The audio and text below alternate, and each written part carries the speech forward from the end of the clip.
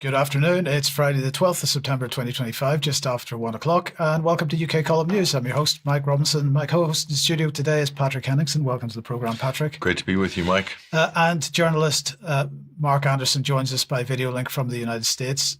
Later in the programme, Patrick and I are going to be reporting on the fallout from the Charlie Kirk killing, and Mark's going to cover the visit to the UK and particularly Chatham House by Israeli President Herzog. But we're going to begin today with, well, of course, who else but Peter Mandelson, because everyone will know by now, Peter Mandelson has been removed as the UK's ambassador to the United States. And of course, we should remember this is the third time he's been sacked from a government role. So he was ambassador to the United States. He is no more. It has all collapsed in a heap.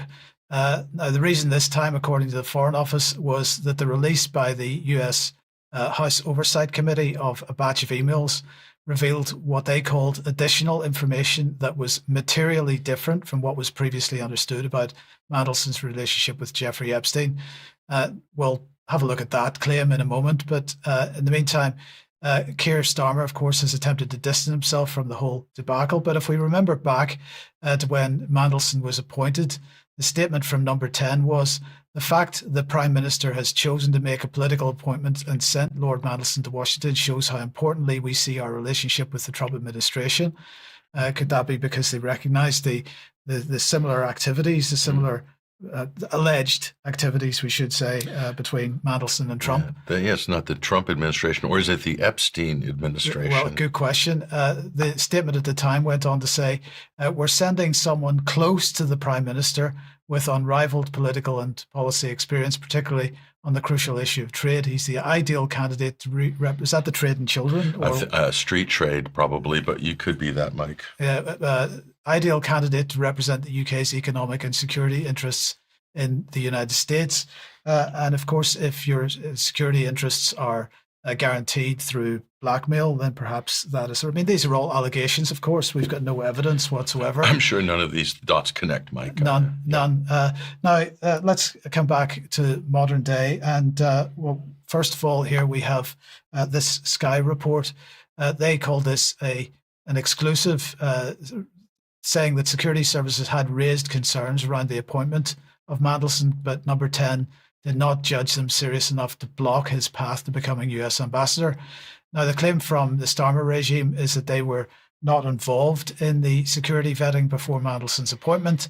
And his official spokesperson said that security vetting is carried out by government departments, and that these kinds of roles are only filled subject to vetting checks being done. They didn't say anything about vetting checks being passed, just that the vetting checks had been done.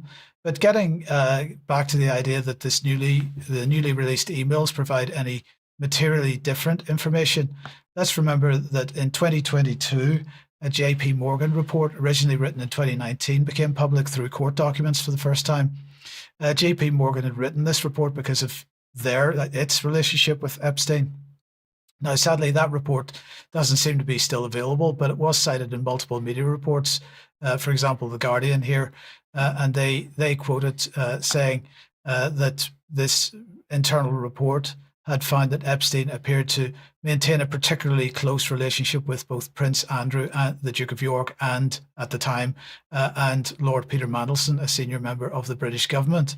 And they went on to say that Epstein wrote to his private banker, Jess Stanley, on 17th of June 2009 in relation to Mandelson, to say that Peter will be staying over at 71st over the weekend. Do you want to organise either you or you and Jimmy quietly? Up to you. So clearly the connections there were already pretty much public, and I don't think that there was anything really in the latest batch of emails that added, aside from this statement that he considered Epstein his best pal. It didn't really bring any new information to the table. So, Patrick, it seems pretty hard to claim that this was materially different. I think the problem there, Mike, is the Jess Staley trial, that whole case. I mean, that was fleshed out through the federal courts, hugely embarrassing. There was a massive payout also as a result of that, involving the banks as well. And Jess Staley himself somewhat implicated.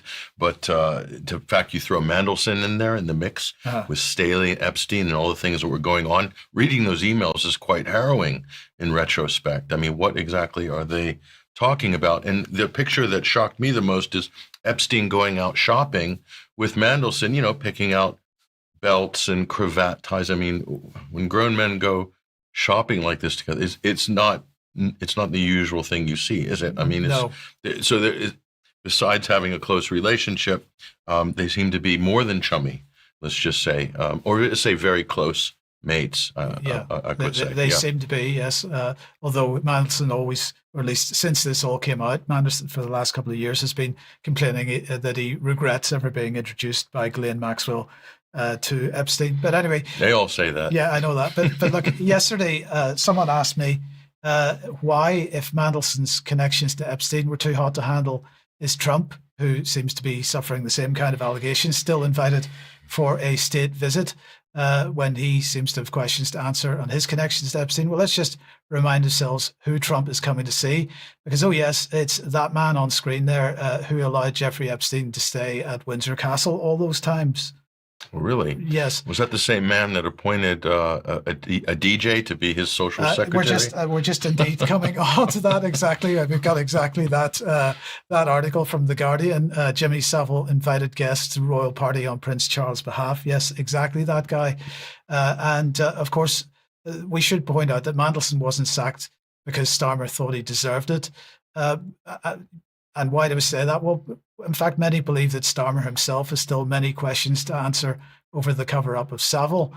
So if we take that little grouping there of Savile and King Charles and Starmer and Epstein and Mandelson, could it be that they're all part of the same club?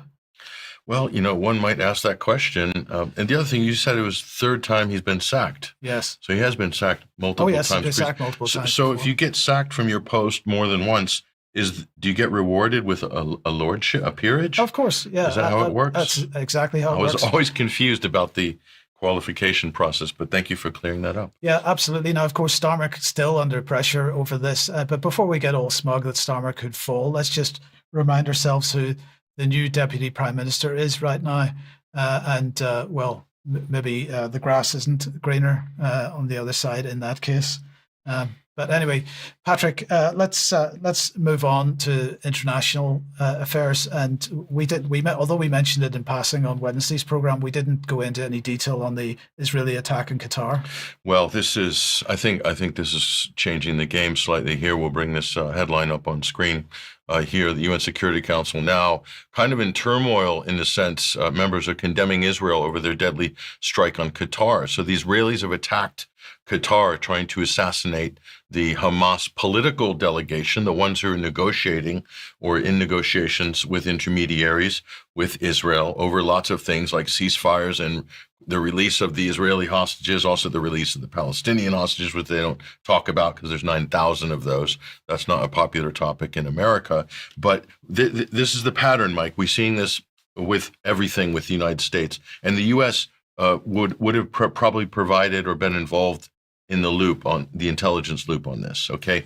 The negotiations are taking place high level with Ukraine. This happened with Ukraine while they're at Istanbul, huge sneak attack against Russia. The same with Iran. Why the Iranians were in in Oman negotiating a potential, impasse with the nuclear deal, a sneak attack by Israel against the Iranians. Right. And here we have again negotiations with Israel and Hamas, and they try to assassinate the counterparty. So this is how, who would want to go into negotiations with the U.S. or Israel at this point? Because you will be attacked, or they'll try to take out whoever they're negotiating with across the table. This is basically what's going on here. The Trump statement here this morning. I'll just quickly read a few sentences of this. This morning, the Trump administration was notified by the U.S. military that Israel was attacking Hamas in Qatar, which very unfortunately was located in a section of Doha, the capital city of Qatar. This decision was made by Prime Minister Netanyahu. It was not a decision made by me. unilaterally bombing inside Qatar, a sovereign nation, close ally of the United States, is working very hard and bravely taking risks with us to broker peace, does not advance the Israel or American goals. And he goes on. He's talking about Steve Witkoff here working hard and so forth. And it's embarrassing. There's no condemnation. It's total humiliation. The only thing missing from this picture is a gimp suit. Quite frankly, this is just for America. This is total humiliation. This is Trump getting down on his knees and totally prostrating himself at the altar of the Israeli lobby. I mean, it is really humiliating. I don't know how much more of this the president can do, but clearly he's not in charge. Right. If he was. So we'll play this news clip here. This is from one of the Qatari foreign ministers here talking to CNN. This will tell you basically where we're at on this issue. If you don't, we... Oh, sorry about that. Let's try again.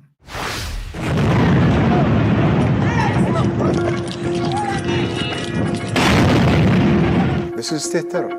That's what I call it. Honestly, I have no words to express how outraged we are. He needs to be brought to justice. He's the one who's wanted to the ICC. That's number one. So I think that someone like him trying to lecture the world about the law, he's breaking every law. He broke every international law. He's starving people in Gaza. He's doing all these rogue actions in the entire region. What's next? What's next for him? I mean, honestly, I have no words to express how outraged we are from such an act. If you could describe...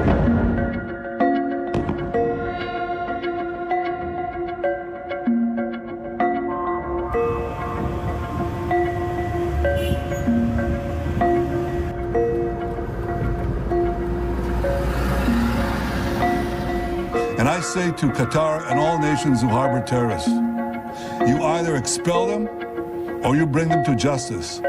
Because if you don't, we will. I mean, you said it right there. Right. So no one to negotiate with, basically. We're going to kill anybody, any potential leader. We'll kill or imprison. So there'll be negotiation. So that's where things are at. I think this is really, I didn't think there could be an all-time low, Mike, but they've outdone themselves, the Israelis, on this. Well, in the meantime, then, of course, we mentioned this on Wednesday, but this claim of drone strikes by Russia within Polish sovereign territory. And a major crisis for NATO. Everyone's screaming Article 5 on this. We did a little investigation on this, Mike, and I think we have a pretty good idea of where things are at. Let's take a look at this.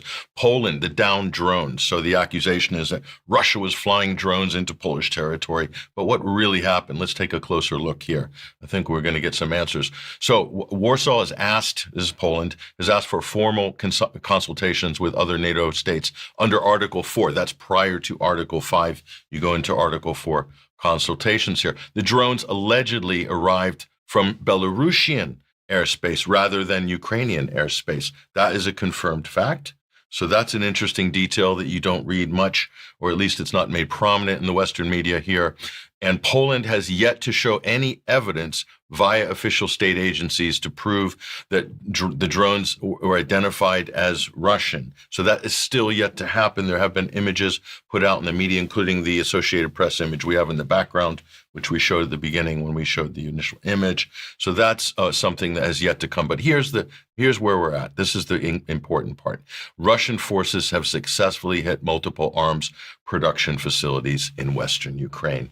That's kind of what this is about.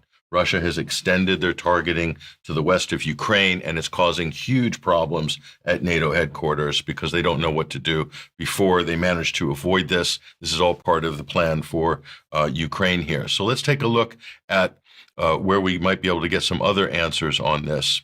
We'll take a look here. Well, this is what the great and the good say. Here are the reactions from Europe. Mike Kaliakalis, whether it was intentional or not, is absolutely reckless. This is absolutely dangerous here. Mark Rutte, whether it was intentional or not, it's absolutely reckless. It's dangerous. They're basically saying the same thing. Reckless and unprecedented violation of Polish airspace, says von der Leyen. That picture is very strange of Starmer and Zelensky and Macron. I just want to say Yeah. on the off there, Russia conducted an egregious and unprecedented violation of the Polish airspace. Almost identical statements from everybody. And Macron weighs in, Russia must put an end to this reckless escalation here. So the rapid response mechanism has been Full flow. has been invoked here. But well, we'll get some answers. Let's go to Belarus. Let's talk to the Belarusian MOD, and I think they know what's happening. Minsk has claimed credit for giving the Polish military an early warning about incoming drones. That's an important detail. You didn't read that on the CNN report, I can assure you. Oh, and it gets better. Belarus were tracking Russian and Ukrainian drones used for mutual strikes overnight, confirming that some of them had lost their track as a result of the impact of the party's electronic warfare assets. So jamming, GPS jamming, has thrown some of the drones off. It wouldn't be the first time that's happened here. And the Belarusian warning allowed the Polish state to respond promptly to the threat.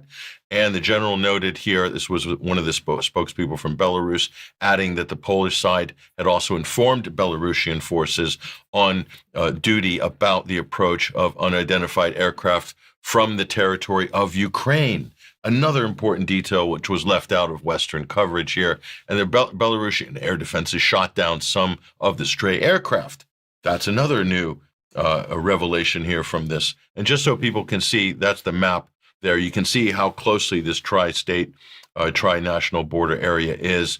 And this is the site there right over the Belarusian border, very close to Ukraine as well. So it's completely plausible, Mike, here. By the way, the Polish shut down two or three major airports as a result of this, but it's perfectly plausible. As we found out, you remember in November 2022, when there was stray anti-aircraft missiles that fell into Polish territory, the press immediately ran with it and, Right. and said it was a Russian missile attack, nearly came to some kind of Article 5 crisis, and all of a sudden we find out that didn't happen, and the whole thing was de-escalated. I think we're seeing some of the same things here, but what's important is they're panicking because Russia has stepped up their attacks against arms manufacturing facilities in Western Ukraine. That's really what this is about. And yes, yeah, okay.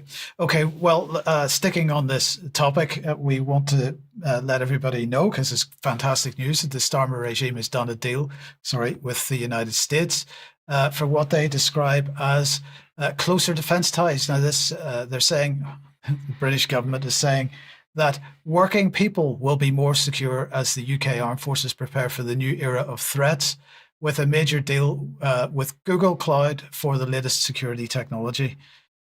Strengthening collaboration between the UK and the United States. The language that they use is absolutely fascinating. They go on to say the partnership means that the latest technology developed by Google Cloud, including AI, data analytics, and cybersecurity, will be used by defense intelligence and national security specialists to share secure information between our partners and outcompete our adversaries.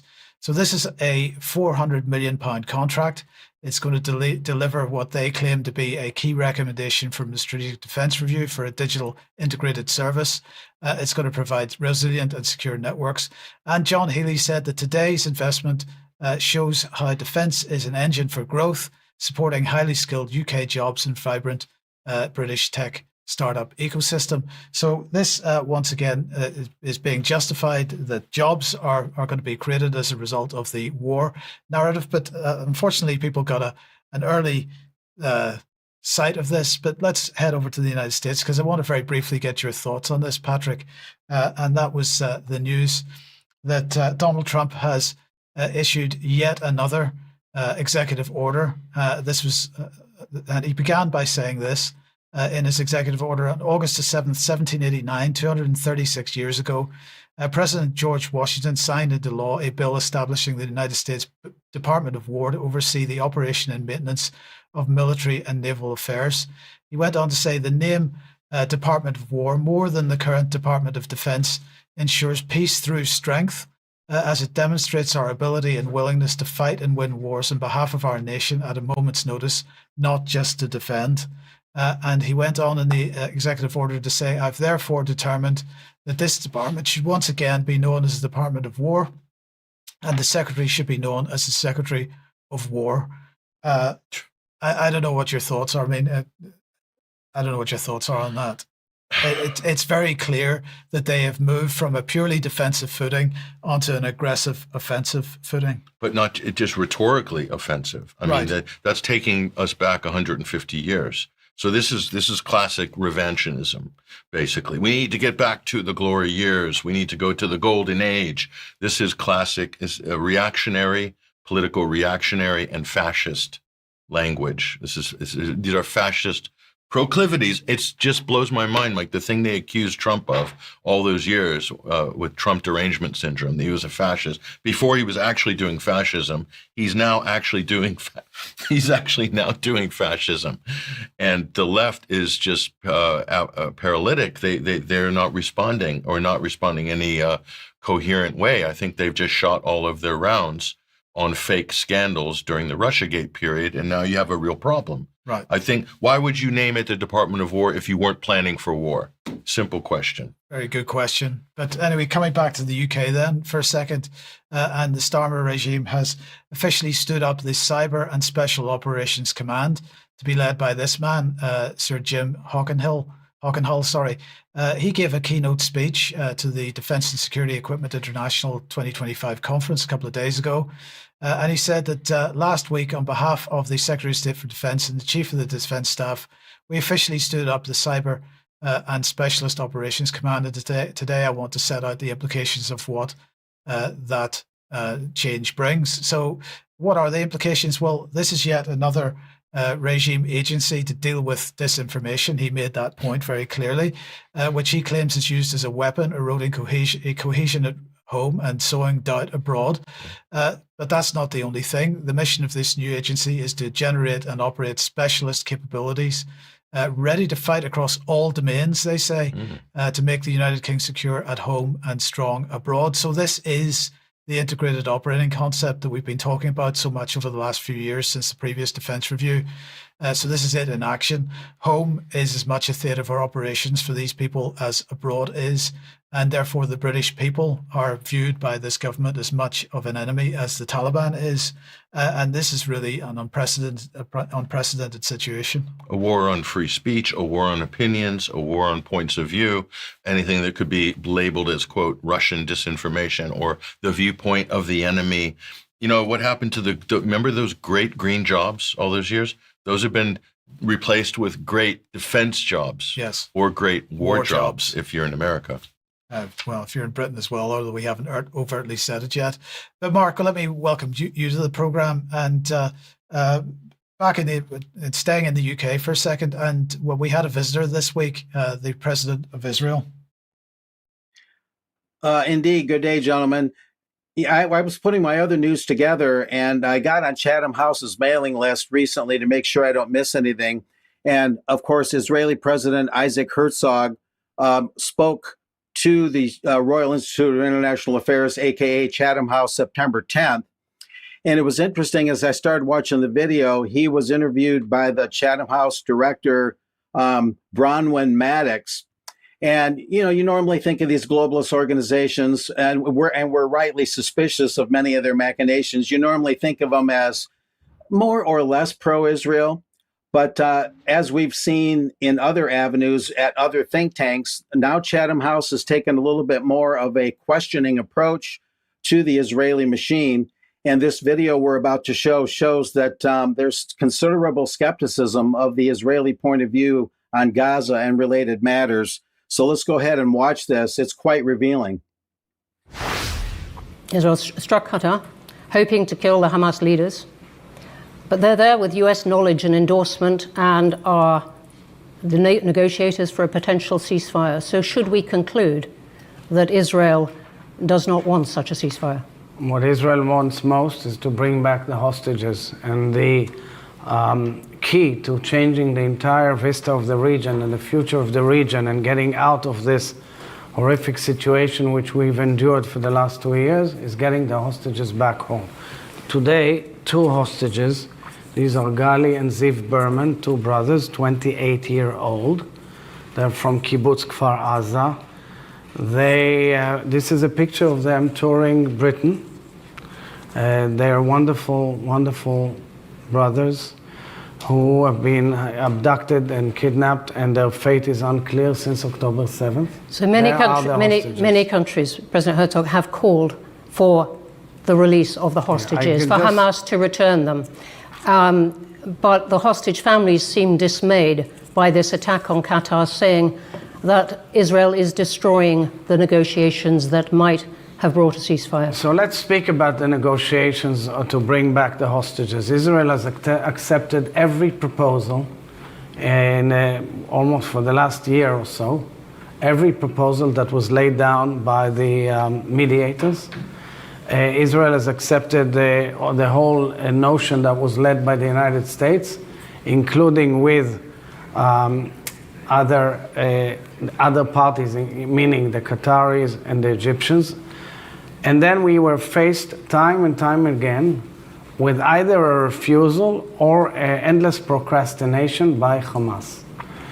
For example, in the last few months, you're probably going to ask me also about the humanitarian situation, because the As way... it happens, I am. But I have to answer. Because of the Hamas's feeling that they had the upper hand publicly in their image wall, they decided not to move on any proposal. As you can see, Mr. Herzog was put on the grill pretty well, at least in terms of Chatham House being more aggressive than they normally would be to get some information out of him. Of course, his statements that Israel has been right on top of this, trying to honor all the agreements and that it's blameless are just not believable statements whatsoever. And but it's good to see this coming from the Royal Institute. I also just got this information that Chatham House is continuing an intensified focus on the Israeli-Palestinian conflict with its long-standing Middle East program, as Chatham House is calling it.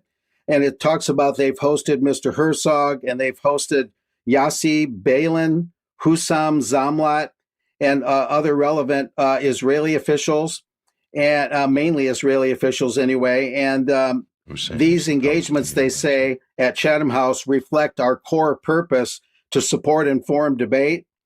And Branwen Maddox, the lady that we just saw, is coming out in favor of Palestinian statehood, she's saying, in the official Chatham House statements. So these are some interesting developments. Maybe you guys want to comment from here.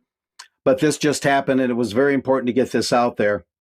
Thank you, Mark. What are your thoughts? Well, Isaac Herzog is really the chief propagandist of the Israel. They push him out to push all of the crazy stuff. That's basically his job. It's not a very powerful position in the Israeli political government, but he has been tasked with basically pushing the most crazy stories and propaganda ever since October 7th. So it's no surprise seeing him squirm in his chair there when asked some really basic questions. It was too much for him. But what's Craig Murray been up to?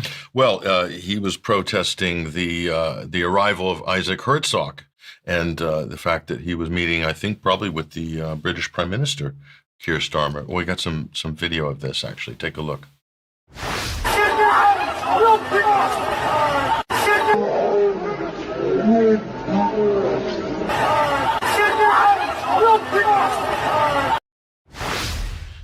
Murray heckling the motorcade of the Israeli president here. And in his own defense, Craig basically comments here, Herzog is in the blue Range Rover. Somebody kindly caught this video of me at Chatham House and put it out on Instagram. I am normally such a mild-mannered person, says Craig Murray. And he is a very mild-mannered gentleman, Craig Murray. So to get Craig out basically haranguing visiting heads of state, I mean, that really takes something, but those are the times we live in.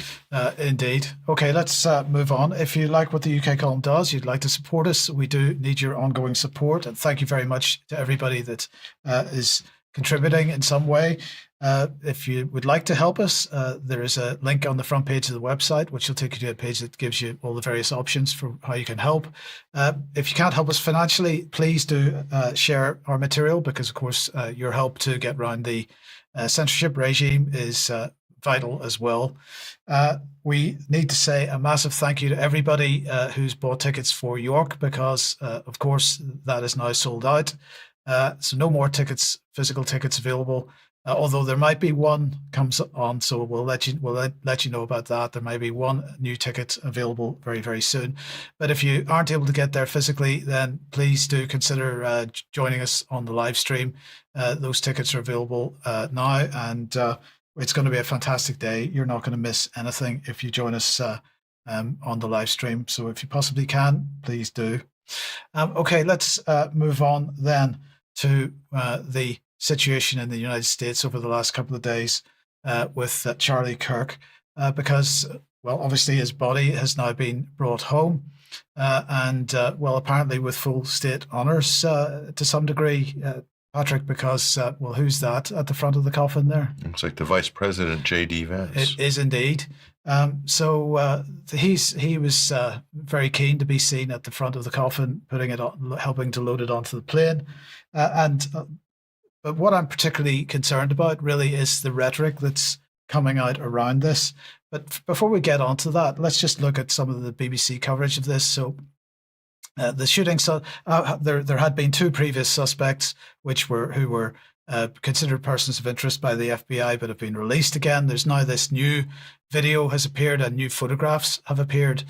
So here's the BBC footage of it, and I just wanted to look at some of the photographs here. So there's one of them, the most recent images released in search for the gunman. There's another one. There's a third one. There seems to be something missing there, Patrick. Can you see what it is? Well, beside the fact that the images they've chosen don't have the face in it, I'm sure there's plenty of other images that have the face. They're not showing the face. That's one thing I noticed. But there's another thing. If this is the shooter, wouldn't he be carrying the weapon? Well, indeed. So there doesn't seem to be a gun, and this is very strange. Even in the video clip that they released of someone in black jumping off the roof of the building and running across the street towards the little wooded area where allegedly the firearm was found, doesn't seem to be carrying a firearm. He seemed to be carrying the backpack that we saw on that image there, but he didn't seem to be carrying a firearm. So I mean, it's all very confusing. It could be in the backpack. It could, if it was a multi-piece disassembly, which it wasn't. Which it wasn't. Which it wasn't. That's the only option I can think of there. Otherwise, it's a big gaping hole in the story. Well, it seems to be at the moment. But in the meantime, the thing that really struck me was the language being used on social media. So let's just look at some of the examples of it. This is somebody saying, Philadelphia school teacher on the left, I need my detectives to find out who this scumbag is and get him fired, because the guy is wearing a T-shirt that says, is he dead yet? Now, whether that is a legitimate photograph or not, I don't know. But the point here is the vitriol that is coming out from people that are pro Charlie Kirk and people that are clearly anti-Charlie Kirk. It's just off the charts. If we move on here, another scumbag here talking about Florida Democrat Steve Cody mocks Charlie Kirk's death. I saw a huge amount of mocking of the thing. There's no question that was going on. It's the way that people are being radicalized here, which I think is of major concern. The Patriots on TikTok are taking all scumbag Democrats on TikTok down. So we got to start to see stronger language here, taking people down. And then we see the scumbag, we're surrounded by pure evil. This scumbag is laughing and celebrating the assassination of Charlie Kirk. We're at war, whether we like it or not. So we're now getting the war narrative here. But it's not just people on social media that are using very, very strong language. And in fact, a well-known voice in the alternative media scene in the UK is speaking out against one particular person in the United States, and that is David Icke, talking about Alex Jones, and really being quite critical of Alex Jones's coverage. This is just one. This is his pinned tweet today, David Icke's pinned tweet today, featuring one of Alex Jones' tweets. But this one is quite stronger. Alternative media, RIP, is what David Icke is saying. So look, I just wanted to very briefly, Patrick, play a little bit of some of what Alex Jones has been saying in the last day or two, and just have a listen to this, and then we can have a chat about it. The Democrats just killed Charlie Kirk today. They're desperate. They're losing. They want to intimidate you and me and everybody else. And the left is everywhere celebrating it. They're so happy. They had witches in groups cursing him in the week before. They had people in Utah releasing a song a month ago about killing him. We'll get to all of that. But the reason it's a shot heard around the world is he came out a few days ago with the murder of the Ukrainian 23-year-old refugee, and the left trying to cover up that was racially motivated. The killer says, I got that white girl. And they said, he's the bad guy. He's the fascist. He's Hitler. So Charlie Kirk will live forever. And God bless his family and everything he's done. But the left everywhere, literally celebrating this, just shows you how sick these people are. They want you dead because you're not a Satanist, you're not a pedophile, you're not a globalist. And they're not going to stop. So you can't roll over their political correctness. You can't hope they just go away. You've got to stand up against them culturally, economically, spiritually. Right now, he went on to then say people need to stand for office to counteract the left. But the language that's being used here, call it basically blanket calling everybody on the left Satanists and pedophiles, that they're all out to kill anybody on the right. This is really dangerous language, in my opinion. And all that is going to do is drive people further and further to the extremes. I think in the UK and the United States in particular, at the moment, we're seeing a massive effort to pit people against each other, Patrick, to the point of significant violence. And I think that it's a really dangerous situation that's building. It is. No matter what you think about the Charlie Kirk killing, which is disgraceful in and of itself. Well, first of all, the accusation from the right and from Alex Jones is that the left is radicalized. Wokeism is out of control, but they are themselves radicalizing the reaction to wokeism. Anti-wokeism has become radicalized.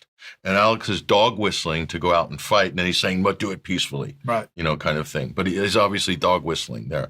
So they're both sides have been radicalized. And this is not by accident.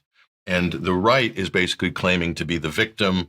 So they're trying to repurpose these events. We'll talk about the Ukrainian refugee stabbing in a moment. But when you look at this, it's interesting because, whatever there's no proof that the left is behind this shooting. And a lot of the accounts that are gloating that you showed about Charlie Kirk's death are anonymous accounts. Some of the biggest anonymous accounts on X, these are people that are so cowardly they can't even put their name on their account. And then they're the ones riling up and amping up. And Elon also boosts some of these accounts as well, if they happen to agree with Elon as well. So can I just make a point on this briefly? Because, Alex Jones has lost significantly because of his claims about a certain shooter event, a school shooting event, Sandy Hook, right? Where he was saying that the story from the mainstream press and from the FBI and so on was fake. In this case, if a story comes out saying that the left was responsible, or a representative of somebody who considered themselves on the left, or of a politics, trans shooter or something, right? If that is the statement from the FBI or from the mainstream press, what will Alex Jones say at that point? Will he say that that's also fake, or will he say that that's real? Well, the trend on the right is they'll go with whatever story happens to align with their own political bent on this. So he would say that the official story is true. So again, it's baffling that people that know about false flag attacks, who pioneered educating people on false flag attacks, will then jump to run with a political narrative that's basically incendiary. So let's just look at some of the media coverage on this, Mike, because I think it's interesting. Here, we'll bring this up on screen. This is the Blaze. The whole front page, it's Charlie Kirk, Charlie Kirk. There's at least 20 or 30 stories. This is Glenn Beck's media outlet here. Why the Charlie Kirk assassination will change us in ways this generation has never seen. How on earth can you make such a statement when you don't even know who the shooter is yet?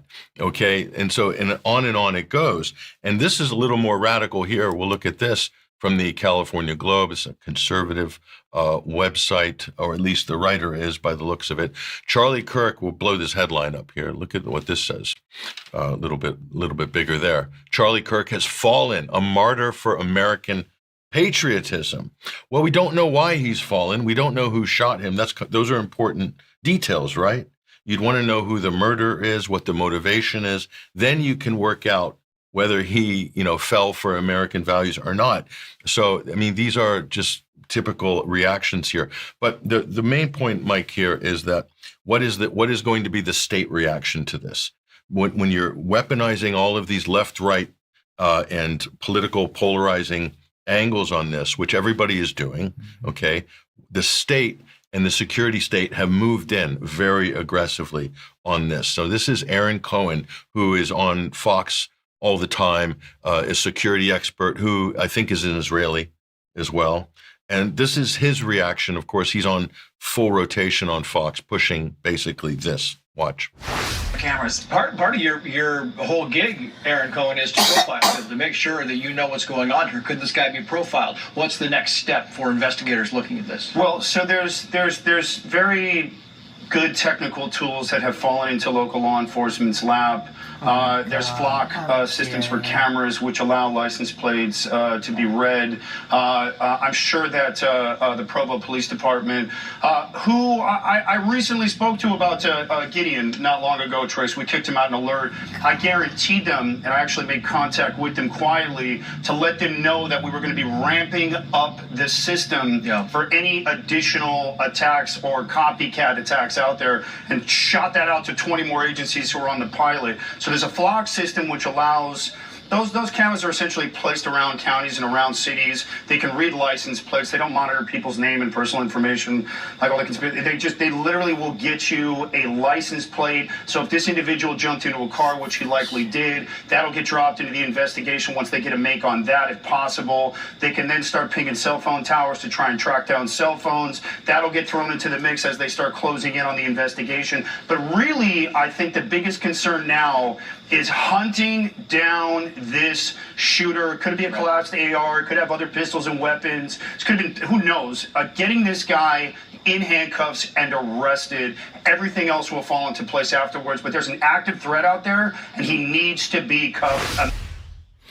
So he's not being correct there. Israel does gather personal data and attach it to facial recognition, and they're using this. They're pioneering this in Gaza against for killing civilians, basically. So there's the Israeli security expert. So they're going to all these Israeli experts on U.S. media to empower the state, the Trump administration, to crack down on potential threats. So where's this going to end? Well, here's Marco Rubio. Take a look at this. So in Thomas Fassi, great journalist here in Italy, this is how it starts. The new Patriot Act. Breaking. Marco Rubio's State Department will ban any foreigner from entering the United States who, quote, celebrated the assassination of Charlie Kirk on social media using AI tools, presumably. And this was announced and confirmed there. So, I mean, you do get these sort of reactions as a result of what's happening.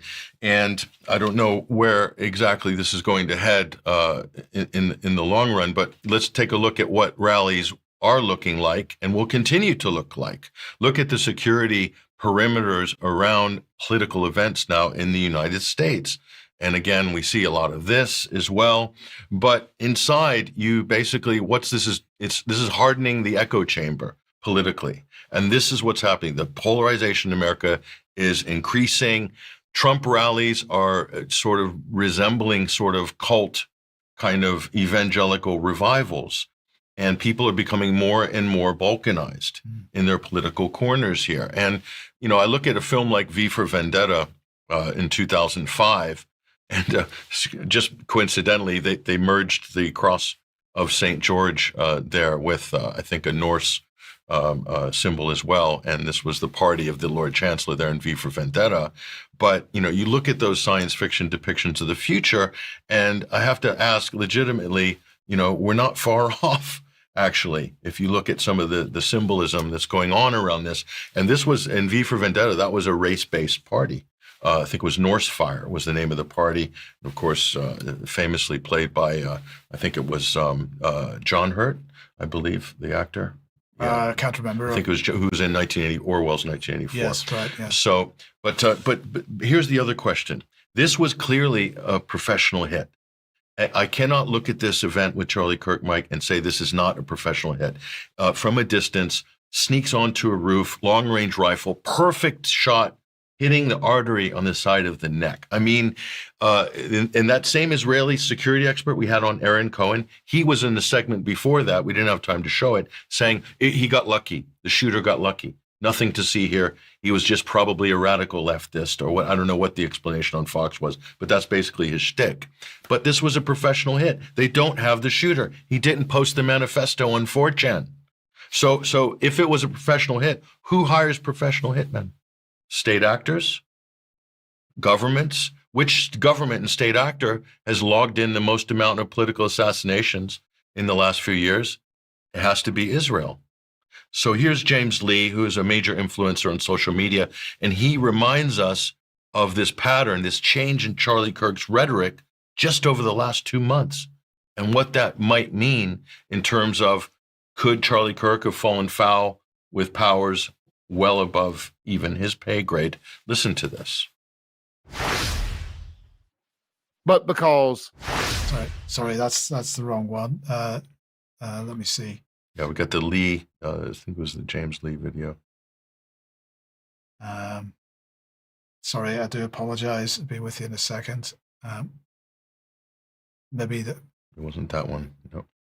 Okay, well, I don't know then, Patrick. I'm sorry. Okay, yeah, that's a shame. That was a really excellent compendium by journalist James Lee, who basically put together a very nice string of clips where Charlie Kirk was saying, where his source said that Charlie Kirk was afraid that his life could be in danger from the Israeli government, because he has basically said he's not allowed to criticize the Israeli government, and that's strange for the Israelis had more rights to criticize Netanyahu than Charlie Kirk does, and so forth. And then that he had also questioned October 7th, right, whether that was. There was a stand-down order on October 7th, and all of these things. So Charlie Kirk is one of the most influential conservative for the 18 to 40 age group, probably one of the most influential conservative voices or advocates in the country. So for him to change path even a little bit on the Israel issue, on the Gaza issue, is huge. And then this happens, and Netanyahu takes advantage. Rabbi Shmuley takes advantage. They're all basically grifting off the back of this tragedy. Okay, and that in itself is strange. But I encourage people, go to James Lee's X account, and he posted that clip. Well, what we'll do is we'll edit that in for the on-demand version, so everybody can see that later on. So that's cool. Okay, but let's just finish this off then with this question of the Ukrainian girl and the murder of the Ukrainian girl. And was that actually a race-related incident? Well, this was earlier, just a few days before, and then this happens.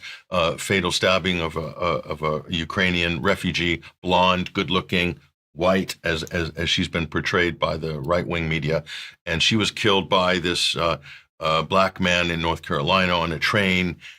Clearly, this person had mental issues, like so many other people who do random killings on the street. But immediately, it got branded by the media, on right-wing media, as a racially motivated. I think even Alex Jones said it was racially motivated, right, according to him. But we don't know that for certain. But then there's the federal reaction here. We'll bring this up on screen. He's going to be charged with a federal crime. So this plays into the troops on the street using federal assets for law enforcement here, because it was on a mass transit thing, being charged with the federal crime. And then we'll go back to that original video. You had this one. And so how the right-wing media is totally trying to spin up a race war on the back of this. Watch. But because it's race-related and it makes white people look bad, it's got to lead. If it leads, it bleeds. If it bleeds, it leads. If a black bleeds, it leads. I just want that same energy all the way around then. If we must talk about it, I want that same energy all the way around. So these are the same people that lost their minds over George Floyd, pushing that narrative like it was a lynching when the facts scream suicide. But they had. When the facts scream suicide, there was no suicide with the George Floyd thing. Anyway, we'll put that aside. But that was a typical podcaster in America basically saying, well, if what they did during George Floyd by making it about race is wrong, then we're going to be wrong and make it about race. So two wrongs don't make a right. Now, I covered the George Floyd story in depth. We also shared some of that on this program at the time. Right. There was no evidence of any racial motivation by Derek Chauvin. It didn't come up in the trial. The prosecution didn't, none of that stuck. So there was nothing there.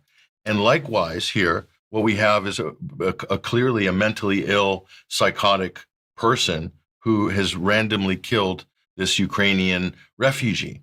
And it's been immediately branded as a race incident to stoke up a race war. Everybody in the media is so anxious to pit white against black, Christian against Muslim. They just won't stop until they see blood on the streets. That's the only conclusion I can make here. If it's not about race with George Floyd, because there's no evidence that it is here, not any real evidence, compelling evidence. Why can't it just be a crime?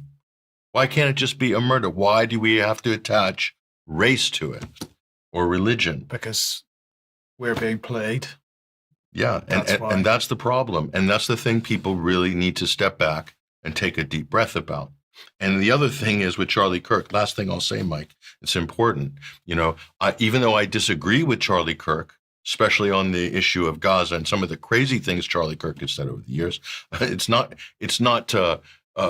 permissible or to shoot or try to kill somebody you disagree politically with. And that goes for all the radical leftists as well. And that also goes for the people on the right with their political enemies. I mean, we cannot get to a point in society where we cannot have a political conversation that it must be settled at the barrel of the gun or at the end of a fist. We're very, very close to being at that point. And we're being pushed towards that point. Absolutely. And people need to step back and think, are you being pushed to that point?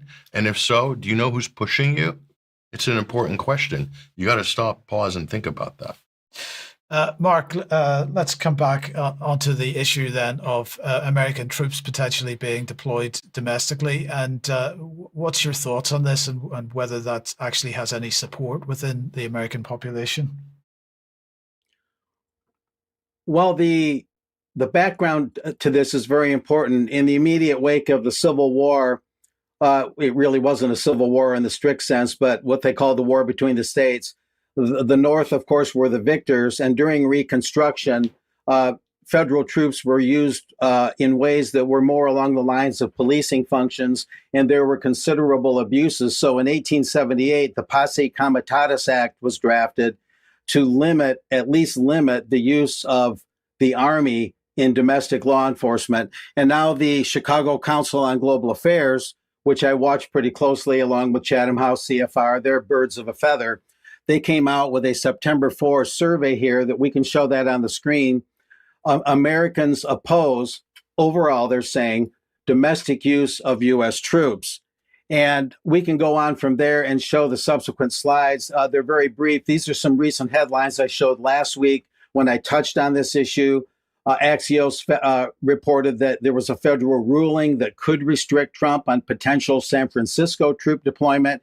And Chicago Tribune reported, as Trump threatens more Guard troops in U.S. cities, including Chicago and Baltimore, here's what the law allows.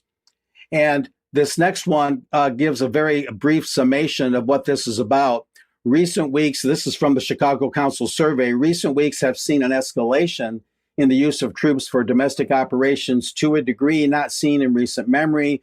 In D.C., President Trump has commissioned D.C.'s police deployed immigration agents and asked states to lend their National Guard forces to the nation's capital, urging a crime crackdown. I abridged this text a little bit. And then I emphasized here, whether U.S. troops should be used domestically has gone from a theoretical question to a practical one, quote unquote. And that's according to some of the narrative in this Chicago Council survey. From there, this is one slide. I only used one graph here, and I can explain it. Let's put that up. The the top one is those who favor it. And of all those surveyed, 29% favor using U.S. troops for law enforcement to whatever degree. They call it protest suppression. Sometimes that may be true. Sometimes they're guarding federal property or guarding ICE agents. It's a mixture of things. But of those that favor the use of troops in this way, 52% were Republicans. That's the long red line on top. 17% Democrats and 23% independents. Those who oppose it were 70%, 70% of those surveyed. And of those 70%, 47% Republicans, 83% Democrats, and 76% independents. Interestingly enough, among those that favor or oppose these troop deployments, the Republican reading is close to equal on both sides. In other words, almost half the Republicans oppose and half support this use of troops. I'll mention that yesterday I managed to get together with a friend that worked on the border to protect private ranchers' land from illegal immigration, from illegal border crossings out near Eagle Pass, Texas, on the other side of Laredo from where I'm at. And I asked him about this, and he felt that the troop deployments, though he hopes they don't last long, were necessary to protect mainly federal property and protect ICE agents from violence, although he had some questions maybe about protest suppression, things like that. The conversation kind of ended there. He used to help apprehend illegal crossings when he worked for these private ranchers. That's what he was hired to do 2 or 3 years ago. So he has a pretty unique view on this. He actually was in the Rio Grande River itself, getting wet and getting very directly involved in this. And one other thing I'll mention is he said that a lot of Texas Governor Greg Abbott's efforts to quell illegal crossings were largely greatly exaggerated, and actually under the guise of being a strong border enforcement governor, what Abbott was actually doing was allowing more illegals in. Therefore, the numbers got tremendously high in terms of how many illegals are in the states. And according to the guy I talked to last night, with such high numbers of people having crossed during the Biden years, tens of thousands a month, that he felt the troop deployments were at least necessary because they have to make up for lost time, because so many people were allowed to enter the country illegally. Now, very few are entering the country illegally. And he hopes the troop deployments, again, don't last long, but he feels they're necessary to bring the numbers down, to get enough deportations, and to enforce the border laws the way that Trump announced it.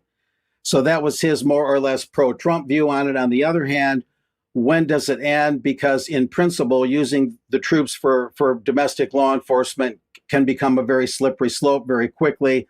Very unfortunate things can happen, and abuses can soon follow. And that's what brought about the Posse Comitatus Act to begin with.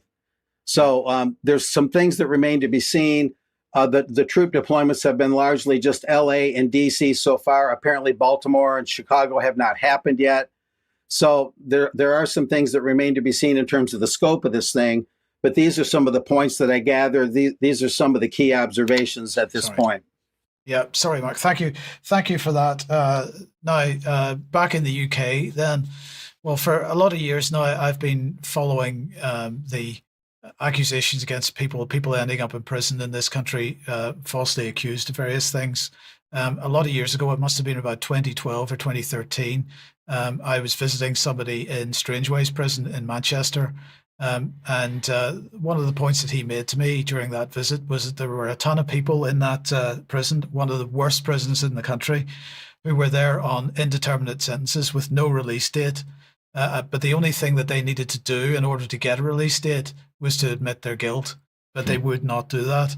So why am I mentioning this? Yesterday was Falsely Accused Day, and Will Coleshill was at the Royal Courts of Justice to report on that for us. So let's just have a look at that. Hello, this is Will Coleshill reporting for UK Column, and today I'm down at the Royal Courts of Justice talking to people on International Falsely Accused Day, talking to people about miscarriages of justice and how our justice system is broken.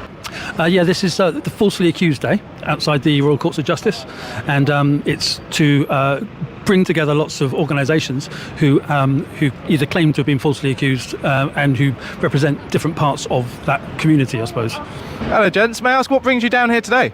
Well, it's interesting, the Jeremy Bamber case, because he's the same age as me, and I followed it since I remember the case when I was in my early 20s, and here I am. He's still in jail and some of the evidence was produced. It's been it just sounds farcical to me. So I got for Lucy Letby today. Well, Lucy was found guilty and sentenced to a total of 15 whole life orders. Our case is in the hands of the CCRC at the moment for review. And we're just hoping for a referral back to the Court of Appeal as soon as possible, because she's in the prime years of her life and they're dwindling away. So my name is Mike Thompson. I am founder and director of Falsely Accused Network. We support anyone falsely accused of domestic abuse in England and Wales, and I'm here today to show strength and solidarity with the falsely accused and the other organisations here today. We just want people to know that there is a lot of injustice out there. The system is not a great system at the moment, needs a lot of work doing. They fail a lot of people and continue to do so. It's very common for a man who's been falsely accused to go through post-traumatic stress disorder. They can enter deep phases of depression, anger, mood swings, and unfortunately some have took the ultimate action. You can never ever get back the lost time, and it isn't just the person affected, it's families as well. You know, it's got a massive effect on people's families and, you know, careers, pensions. You know, it's a financial impact as well. My mum was a sub-post office worker. They wanted her to take on this new equipment, the Horizon equipment, and she said, no, you know, I can't learn computers, blah, blah, blah. She said, if they force me to do that, I will shut the post office, and she did. So had she not shut the sub-post office, we could have been, you know, our family could have been wrapped up in that, so it literally can happen to anyone.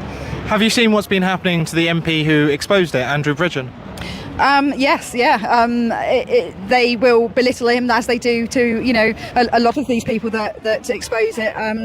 They do what they can to try and trash their name. And what specific changes do we really need within the courts? You know, the use of circumstantial and scientific evidence has got to improve. I think juries need to be better informed when they make decisions, especially like medical cases. They've got to be better informed, and it's got to be balanced as well. You know, you can't just have a strong prosecution. It's got to be fair, because when you've got one person arguing for the prosecution and nobody for the defence, who is the jury going to believe? If there's no contest, who are they going to believe?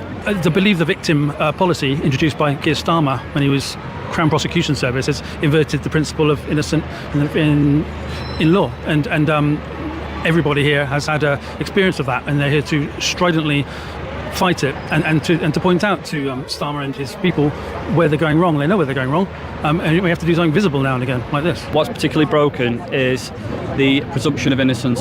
Second a woman makes an allegation against a man, he's automatically seen as guilty and treated like a criminal before any evidence has been reviewed, before any trial, and that's got to stop.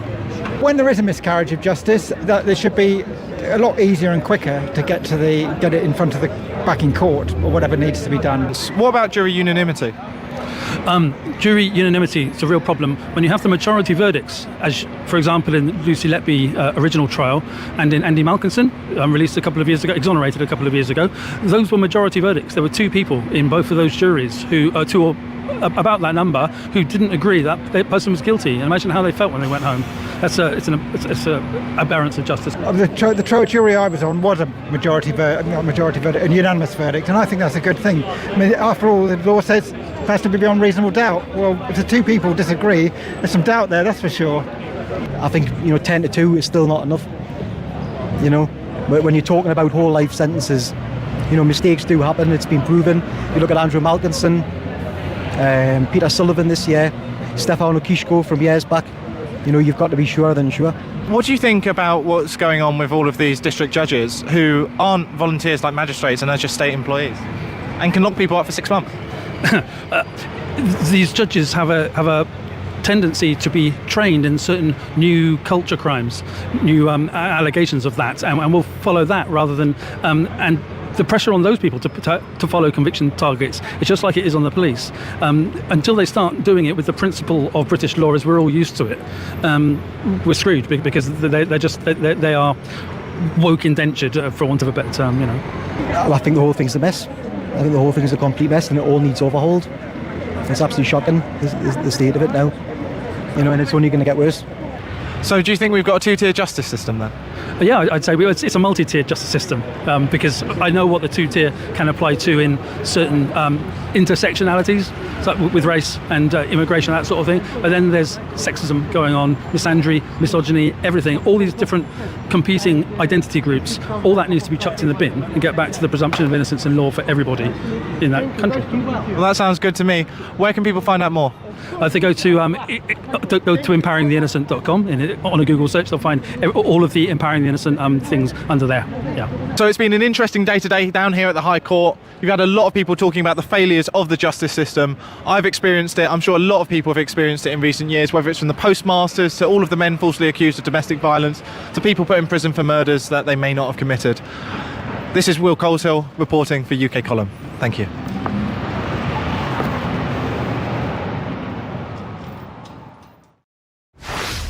And thanks to Will for that. Very good report. Yes. Okay, Patrick, let's just very quickly, because we're well over time here, just very quickly end with what? Well, we were going to do a feel-good segment because that went over really well last time with John Bolton there. But we're going to do an educational segment, I think, more of a cultural heritage educational segment here. So we'll bring this up on screen. As you know, tomorrow, September 13th, that's the big free speech rally. Led by Tommy Robinson here. As you can see, a lot of the opposition media are jumping on there on the What's On section here. Full route of Tommy Robinson's huge, quote, free speech rally through the Capitol in London. Tommy says 1 million are going to show up. It's going to be a 1 million-man march for free speech, I guess. So that's exciting here. But what we want to point out is the symbolism, especially of the English flag here. And as you know, Tommy likes to adorn himself in the Cross of St. George. This is one of his big calling cards ever since the days of the EDL here. This is an old photo here from back in the day. Tommy is the head of the English Defence League, so you'll often see St. George's flying when you see Tommy in public and at rallies and so forth here. So, but then there's a whole conversation about St. George himself. This is the patron saint of England. This is what the Cross of St. George represents. Why is St. George the patron saint of England, and what was his nationality? That's an interesting question. I always thought growing up that St. George was English, and then he left England with Richard the Lionheart fighting the Crusades, and the rest is history. Sean Connery and Orlando Bloom and the Kingdom of Heaven and so forth. But that's not actually the case here. We just did a little bit of digging, and some people might be surprised, not least of all Tommy himself here, the nationality of St. George. It turns out St. George, his father was a Turk and his mother was Palestinian. So St. George is effectively Palestinian. He lived most of his adult life in Palestine. He fought against the oppressors in Palestine. He's venerated to this day by the Palestinians. There's a church, a chapel, a historic chapel in his name as well. So he's highly regarded by Palestinians, Christian Palestinians specifically, as a kind of hero figure here. So, I mean, I hate to break it to you, Mike, and everybody here. It's not such a bad thing, depending on what side of the issue you're on. But, St. George was a Palestinian. Well, maybe Tommy will add the other flag alongside of the Cross of St. George. I don't think he will. But then again, isn't it interesting, though? History is bizarre, isn't it? History can be bizarre. It's absolutely. so strange. Yeah. It's so strange. But we thought we'd share that with you. And, go ahead and talk about that at the pub. I think that would be a nice icebreaker for a conversation at the dinner table or whatever. St. George, father was a Turk, mother was a Palestinian. I'll leave it there. We got to leave it there for today. Thank you to Mark and Patrick and everybody that's watched. We'll be back in a couple of minutes for some extra. We'll see you then. Bye-bye.